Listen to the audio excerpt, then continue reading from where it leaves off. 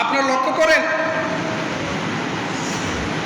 মুনাফিকের নাম তো শুনেছেন, মুনাফিক সর্দার নাম জানেন না? একটু আগে বললাম আব্দুল্লাহ বিন উবাই ইবনে সালুল আল্লাহ রসুলের খুব কাছের মানুষ ছিলেন, সাহাবা ছিলেন কিনা? আল্লাহ রসুলের পিছনে 5 ওয়াক্ত নামাজ পড়েছেন জামাতের সহিত। আল্লাহ রসুল যেমন জুব্বা পড়তেন সেরকম জুব্বা পড়তো, যেমন টুপি পাগড়ি পড়তেন সেমন টুপি পাগড়ি পড়তো। আল্লাহ রসুলের সঙ্গে দাওয়াতে যেত না। একদিন আল্লাহ রসুল মসজিদে নববীতে বললেন, আল্লাহর কাছে 2টি নাম খুব প্রিয়। কয়টি নাম প্রিয়? আল্লাহ পাকের কাছে 2টি নাম খুব প্রিয়, একটি হচ্ছে আব্দুল্লাহ আর একটি হচ্ছে আব্দুর রহমান। বলেন সুবহানাল্লাহ। কয়টি নাম প্রিয়? আব্দুল্লাহ এবং আব্দুর রহমান আল্লাহ পাকের কাছে খুব বেশি প্রিয়। তিনি বাসায় চলে গেলেন, সঙ্গে সঙ্গে ছেলের নাম পরিবর্তন করে আব্দুল্লাহ রাখলেন, বাবার নাম আব্দুল্লাহ রাখলেন, নিজের নাম আব্দুল্লাহ রাখলেন। বলেন সুবহানাল্লাহ। আল্লাহ রসুলকে মানার বেলায় তাদের কি কমতি কোনো ছিল নাকি? কথা বলেন, কোনো কমতি ছিল? কোনো কমতি ছিল না, কিন্তু মূল জায়গায় সমস্যা ছিল। কোন জায়গায়? মূল জায়গায়। মুনাফিক সর্দার আব্দুল্লাহ বিন উবাই ইবনে সালুল, তেনার ইচ্ছা ছিল বা তেনার অনুভূতি ছিল যে নামাজ রোজা হজ যাকাত যা আছে এগুলো মুহাম্মাদের কথায় চলবে, করব, কিন্তু রাজনীতি চলবে আবু জেহেলের কথায়। কার কথায়? আবু জেহেলের কথায়। সে নামাজ রোজার বেলায় আল্লাহ রসুলকে মানত, রাজনীতি, সমাজনীতি, অর্থনীতি, পররাষ্ট্রনীতি, যত নীতি আছে সব কিছুর বেলায় সে আবু জেহেলকে মানত। আল্লাহ পাক তাকে কি মেনে নিয়েছেন? কথা বলেন, মেনে নিয়েছেন? আল্লাহ রসুল রাষ্ট্র পরিচালনার ব্যাপারে যে পদক্ষেপ নিচ্ছিলেন সেই পদক্ষেপগুলি আবু জেহেলের কাছে পাচার হয়ে যাচ্ছিল গোপনে। আল্লাহ রসুল মনে মনে ভাবলেন, এখানে তো আমার সাহাবা ছাড়া আর কেউ থাকে না, এই কথাগুলো তার কাছে যায় কেমন করে? আল্লাহ রসুল কি গায়েব জানতেন? বলেন, গায়েব জানেন কে? একমাত্র বলেন আল্লাহ পাক ছাড়া। আল্লাহর রাসূলও কখনো গায়েব জানতেন না। যতক্ষণ পর্যন্ত আল্লাহ পাক তাকে জানিয়ে না দিতেন ততক্ষণ পর্যন্ত উনি জানতেন না। বেশি বললাম আমি? বেশি বললাম নাকি? অথচ আমরা তো জিনের ওপর ভরসা করি।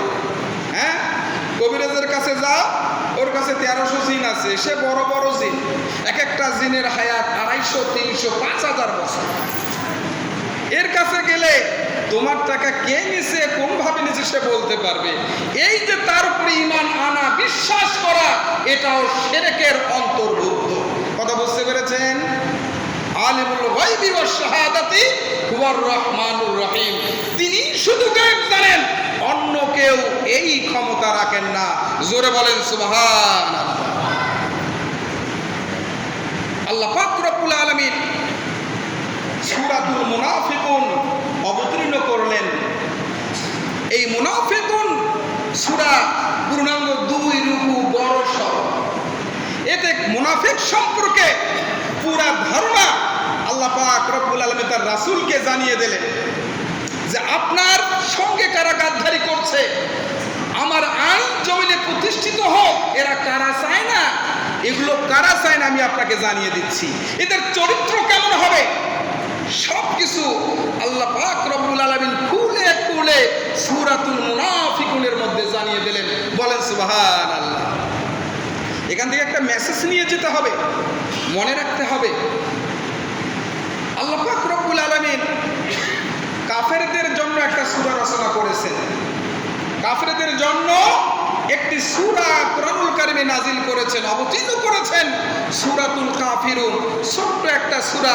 কুল ইয়া আইয়ুহাল কাফিরুন লা আ'বুদু মা তা'বুদুন।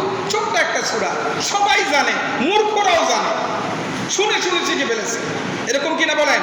কিন্তু সূরাতুল মুনাফিকুন পূর্ণাঙ্গ 2 রুকু বিশাল একটি সূরা। এর মানে কি? আল্লাহ পাক বুঝাতে চাইলেন কাফেরদের চেয়েও ইসলামের জন্য মুনাফিক বড় ক্ষতিকর। বলেন নাউজুবিল্লাহ। কাফেরদের থেকেও মুনাফিক ইসলামের বড় দুশমন। কারণ কাফেররা তো কাফেরই, আল্লাহকে মানি না, কিন্তু মুনাফিকরা ইসলামের মধ্যে থেকে ইসলামের ক্ষতি সাধিত করে। বলেন নাউজুবিল্লাহ। আমাকে যদি বলেন যে হুজুর আমি খ্রিস্টান দেখতে চাই, আমি কি বলবো? আমেরিকায় যান, সব খ্রিস্টান। ইহুদি দেখতে চাই, বলবো ইসরায়েলে যান। হুজুর মুশরিক দেখতে চাই, বলবো যে ভারতে যান। বৌদ্ধ দেখতে চাই, বলবো যে মায়ানমারে যান। উত্তর কোরিয়া, দক্ষিণ কোরিয়ায় যান, শ্রীলঙ্কায় যান, সেখানে বৌদ্ধ পাবেন। এখন যদি বলেন যে হুজুর মুনাফিক কোথায় পাবেন? অবশ্যই মুনাফিক মুসলিমদের মধ্য থেকেই আমরা পাবো। বলেন নাউজুবিল্লাহ। মুনাফিক কার মধ্যে থাকে? মুসলিমদের মধ্যে শুধু মুনাফিক পাওয়া যায়।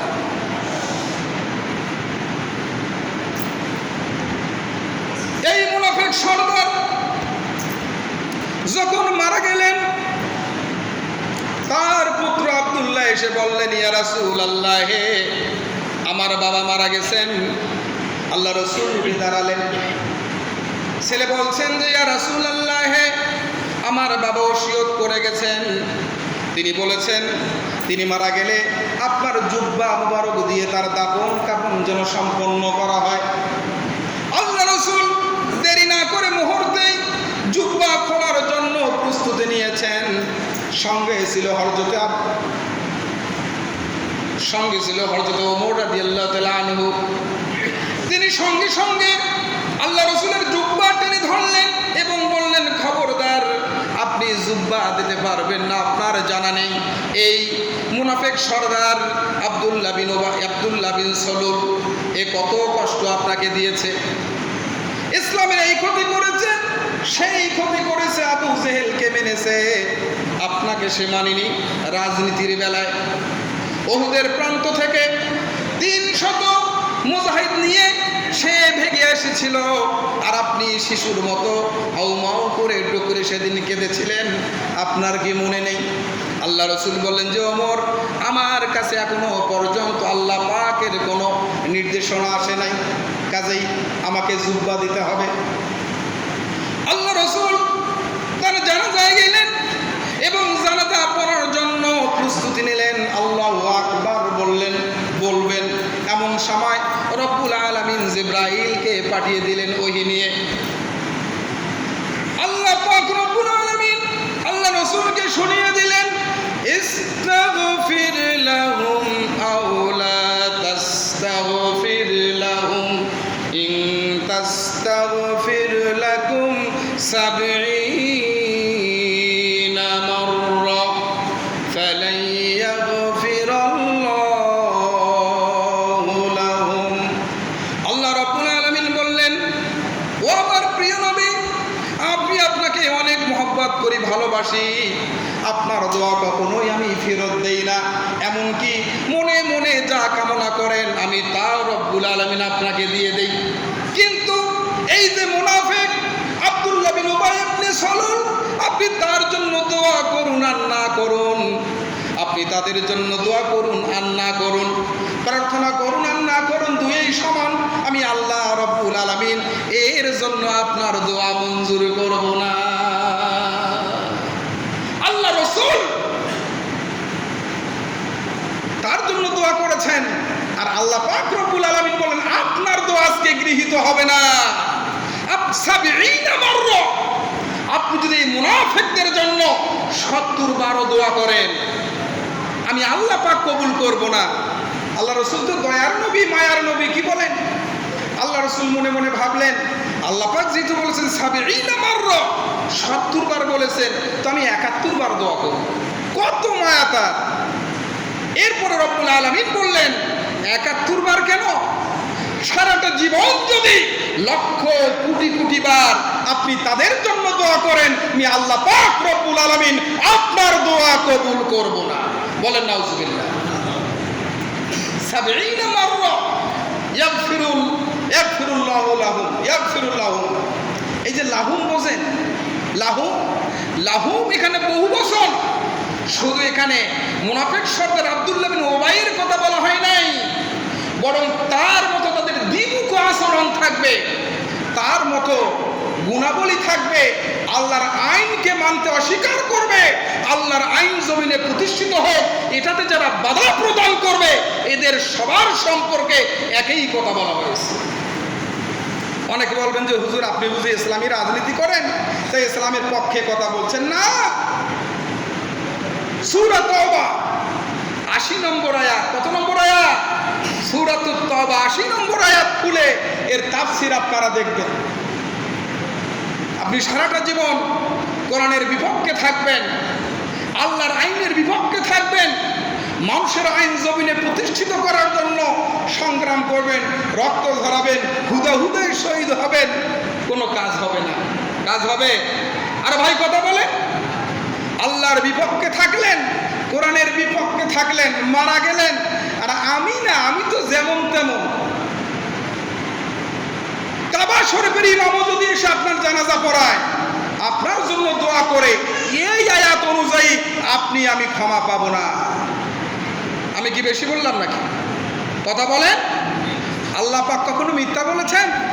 আল্লাহ পাক হক, তিনি সদা সত্য বলেন, মিথ্যা কখনো বলেন না। তিনিই বলেছেন যারা মুনাফিক তাদেরকে কখনো ক্ষমা করা হবে না। আবার